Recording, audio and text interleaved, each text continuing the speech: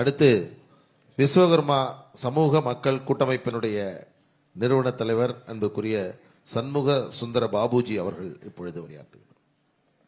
ஓம் சக்தி.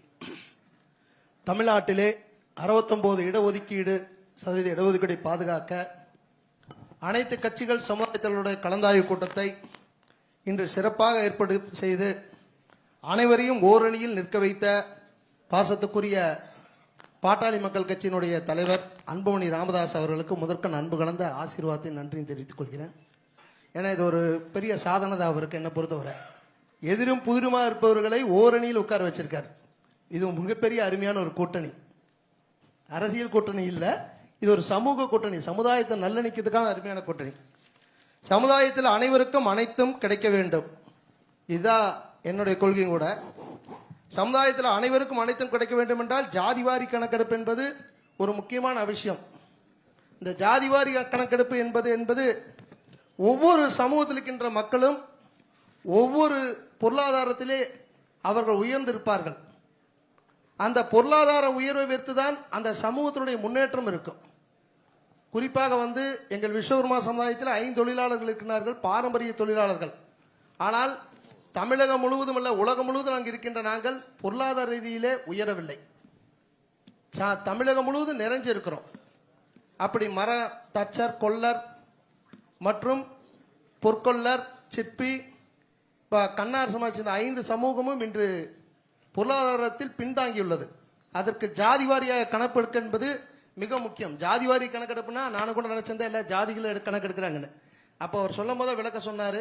நம்முடைய பாசத்துக்குரிய திருமாரன்ஜி ஆகட்டும், நமது கொங்கு நாடு இளைஞர் பேரவையினுடைய தலைவர் சொல்லும் போது அந்த ஜாதிவாரி கணக்கில் அவர்களுடைய பொருளாதாரம் கணக்கெடுக்கப்படுது. நமது மூர்த்தி அவர்கள் பேசும்போது அவர்கள் சொன்னார், பொருளாதாரம் கணக்கெடுக்கும் பொழுதுதான் ஒரு சமூகம் ஜாதியிலே உயர்ந்திருக்கிறதா பொருளாதாரத்தில் உயர்ந்திருக்கிறதா என்பதை மத்திய அரசுக்கு தெளிவுபடுத்த வேண்டிய கடமை மாநில அரசுக்கு இருக்கின்றது. அந்த மாநில அரசை வலியுறுத்துகின்ற ஒரு சட்ட உறுப்பினர்களாகட்டும் இல்ல பல்வேறு கட்சியினுடைய சமூக தலைவர்களும் வலியுறுத்தும் பொழுது அவர்கள் இத்தனை காலமும் அதை சரியாக செய்யவில்லை என்பது இந்த கூட்டத்தின் மூலமாக தெரிகிறது. இதை மருத்துவரையா பாசத்துக்குரியவர் தலைமையிலே ஒரு குழு அமைத்து நமது பாசமிகு பாரத பிரதமர் மாண்புமிகு நரேந்திர மோடிஜி அவர்களையும் தமிழக முதல்வர் ஜோசப் விஜய் அவர்களையும் சந்தித்து முக்கியமாக அதை வலியுறுத்த வேண்டும். ஏனென்றால் வலியுறுத்துவதன் பதிலாக ஒரு குழு அமைக்கும் பொழுது நிச்சயமாக தமிழகம் முழுவதும் இந்த ஆண்டு ஜாதிவாரி கணக்கெடுப்பு திட்டம் கண்டிப்பாக நடக்கும் என்பதில் ஐயமில்லை. ஏன்னா எல்லாம் ஒன்று சேர்ந்திருக்கும், எல்லாரும் எதிராக ஒன்று சேர்ந்திருக்கும் பொழுது இந்த புதிய அத்தியம் நிச்சயமா நடக்கும். இந்த புதிய அத்தியம் நடக்கும் பொழுது எங்கள் சமூகக்கும் நாங்கள் கோரிக்கை வச்சுதான் 3.5 இடஒதுக்கீடு கேட்டுதான் தமிழ்நாடு பாண்டிச்சேரி விஸ்வகர்மா சமூக மக்கள் கூட்டமைப்பு நாங்கள் போராடிட்டு இருக்கிறோம். ஒரு சாமியாருக்கு நாங்களாம் ஜாதிக்கு வரக்கூடாது, ஜாதிக்கு வர வேண்டிய சூழ்நிலை எங்கள் சமூகம் தள்ளப்பட்டுருச்சு, ஒரு ஆன்மீக சமுதாயம் தள்ளப்பட்டுருச்சு. அதனால தான் நாங்கள் இந்த கூட்டத்துக்கெல்லாம் வந்திருக்கோம். எங்கள் சமூகத்தை கண்டிப்பாக பாட்டாளி மக்கள் கட்சி உடன் எப்பொழுதும் விஸ்வகர்மா சமுதாயம் இணைந்து இருக்கும்.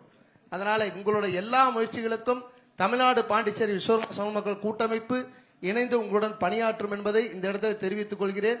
அது மட்டுமல்லாமல் இங்கே கூடியிருக்கின்ற அனைவருமே இந்த ஜாதிவாரி கணக்கெடுக்க என்பதை இன்று பேச்சோட முடியாம இதை செயலிலே நடைமுறைத்தி தமிழகத்தில் இருக்கின்ற அனைத்து பிற்படுத்தப்பட்ட சமூக மக்களுடைய 69 இடஒதுக்கீடை பாதுகாக்க வேண்டும்.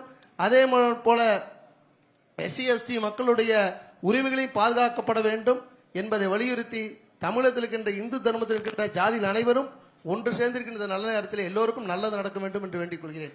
ஓம் சக்தி.